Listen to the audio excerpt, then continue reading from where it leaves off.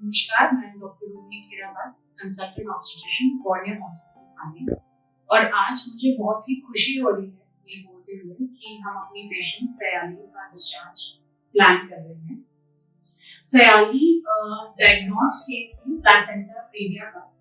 ये कंडीशन होती है जिसमें प्लेसेंटा यानी कि आवरण बच्चेदानी के मुंह पर होती है और इसमें ब्लीडिंग का खतरा बहुत ज्यादा होता है प्रेगनेंसी के वक्त और डिलीवरी के वक्त, और इनको ब्लीडिंग की भी हिस्ट्री रही है इस pregnancy with suspicion of a condition which we called as placenta accreta। ये एक ऐसी कंडीशन है जिसमें प्लेसेंटा यानी कि आवरण बच्चेदानी में घुस जाती है और उसको बच्चेदानी से अलग करना बहुत ही मुश्किल होता है, और अगर उसको किया गया तो ब्लीडिंग का खतरा इतना ज्यादा होता है कि मरीज की जान को खतरा काफी बढ़ जाता है। तो ऐसे में सेफेस्ट ऑप्शन इज कि आवरण को प्लेसेंटा को यूट्रस से अलग किए बगैर पूरा का पूरा यूट्रस निकाल दिया जाए। तो जब ये हमारे पास आई और इनका सिजेरियन प्लान हुआ क्योंकि ऐसी कंडीशन में नॉर्मल डिलीवरी नहीं हो सकती, और ओटी टेबल पे यानी कि ऑपरेशन टेबल पे जब हमें पता चला कि ये कंफर्म केस है प्लेसेंटा accreta का, तो हमने फौरन ही बच्चेदानी निकालने का डिसीजन लिया और थैंकफुली सर्जरी सक्सेसफुल रही और आज ये बिल्कुल स्वस्थ हैं और हम इनका डिस्चार्ज प्लान कर रहे हैं। तो मैं चाहूंगी कि सयाली खुद अपने एक्सपीरियंस हमारे साथ शेयर करें। मेरा नाम साइली हादी। जब मेरी प्रेगनेंसी का मुझे अचानक से पता चला, अचानक क्यों बोलूंगी क्योंकि मेरे दो ऑलरेडी बड़े बच्चे हैं, दो लड़कियां, इसलिए काफी लंबा समय गया था बीच में, क्योंकि मेरी बड़ी बच्ची तो 20 साल की है और जो छोटी बच्ची है वो तो 15 साल की है। और इतना बड़ा गैप, इतने बड़े गैप के बाद जब मैं फिर से प्रेग्नेंट रही तो मुझे शॉक तो लगा ही कि ऐसे जैसे अचानक हो गए। फिर बाद में अचानक तो हो गया है, मगर ये अब निपटाऊं कैसे, अबॉर्शन कैसे करूं, क्योंकि मुझे तारीख भी पता नहीं थी। मेरा सब पीरियड्स तो चालू नहीं था। खून की कमी, पहले तो मेरे बॉडी में खून की कमी थी, इसलिए मेरा पीरियड रेगुलर चालू नहीं था। और इसमें ही जब पीरियड चालू नहीं है तो हमें पता भी नहीं चला कि मैं प्रेग्नेंट हूँ। जब मुझे सोनोग्राफी के द्वारा पता चला कि मैं प्रेग्नेंट हूँ, तब तक मेरा 3 महीना 4 दिन पूरा हो चुका था। अब ऐसे में मैं क्या करूँ? तो डॉक्टर बोले मुझे, जैसे मैंने प्राइवेट वालों को दिखाया तो वो बोले कि चलो एक दिन में ही करेंगे अबॉर्शन। मेरा तो मानना था मैं अबॉर्शन ही करवा लूं, बच्चे बड़े हैं तो, पर एक दिन में अबॉर्शन कैसे हो सकता है, खर्चा भी होता है, मगर कैसे करेंगे। फिर मैं दूसरे डॉक्टर के पास गई तो उन्होंने भी मुझे ज्यादा अमाउंट बताई, मगर मेरी जान की जो गारंटी होती है ना वो नहीं दे पाए। वो बोल रहे थे कि हाँ तुझे भूल देंगे, खून भी चढ़ाएंगे, मगर तेरी गारंटी कोई नहीं ले सकता तेरी जान बच जाएगी।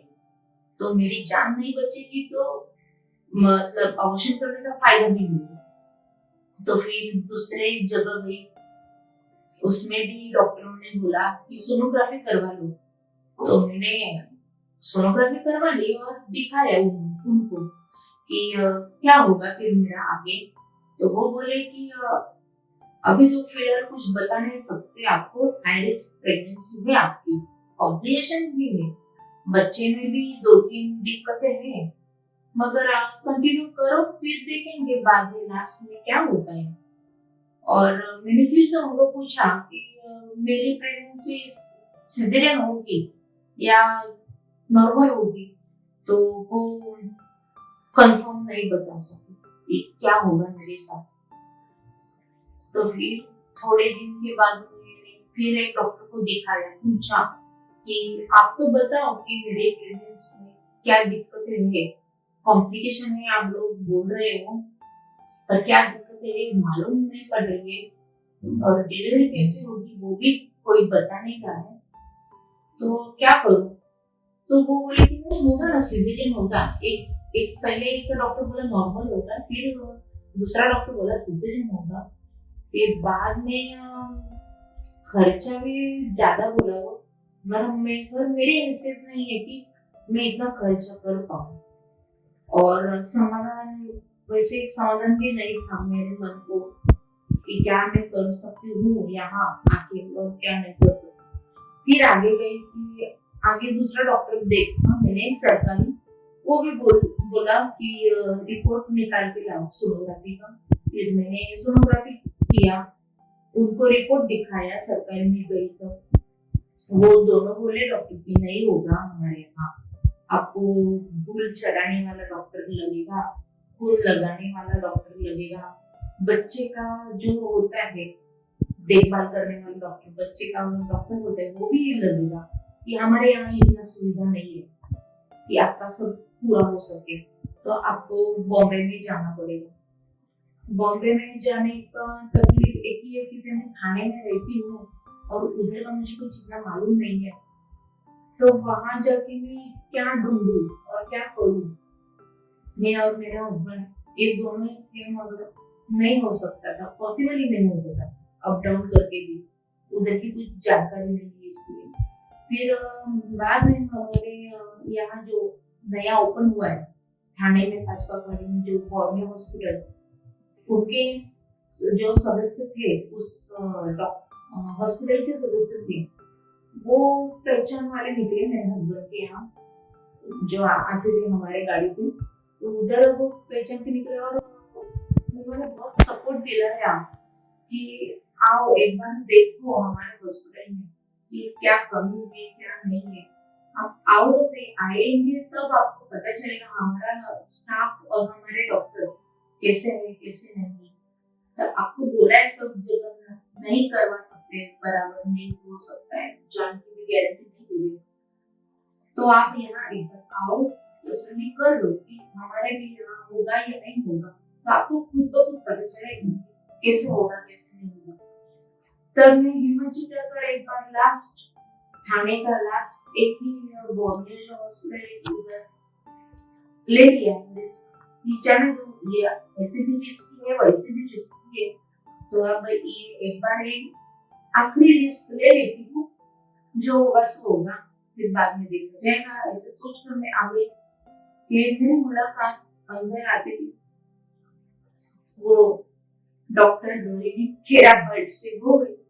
फिर उन्होंने सब पेपर्स देख के पूरी हिस्ट्री देख के ये कॉम्प्लिकेशन है मेरा, मगर उसमें भी उन्होंने भरोसा दिया है कि हो सकता है कि आपकी जान भी बच जाए, सब कुछ नॉर्मल सब हो जाए।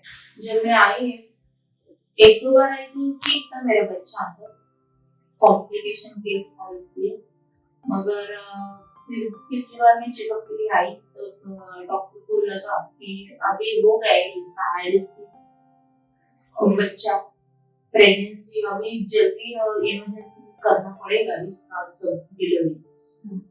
तब मैं इमरजेंसी में आई, तब वैसे में सब डॉक्टर ने वैसे मैंने बोला अपने रोहिणी खेरा पर मैडम थी, उन्होंने हलचल दिखाई कि अभी तो अभी तुम्हारा इमरजेंसी ऑपरेशन करना पड़ेगा।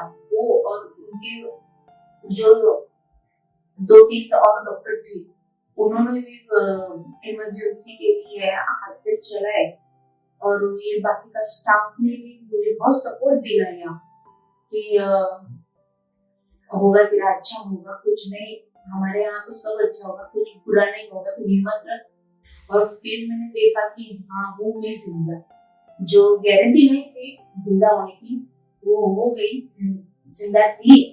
और सिर्फ मैडम की वजह से और ये हॉस्पिटल के वजह से ही हो सका है, नहीं तो मुझे अपनी खुद की गारंटी नहीं थी मैं जिंदा वापस जा सकूंगी।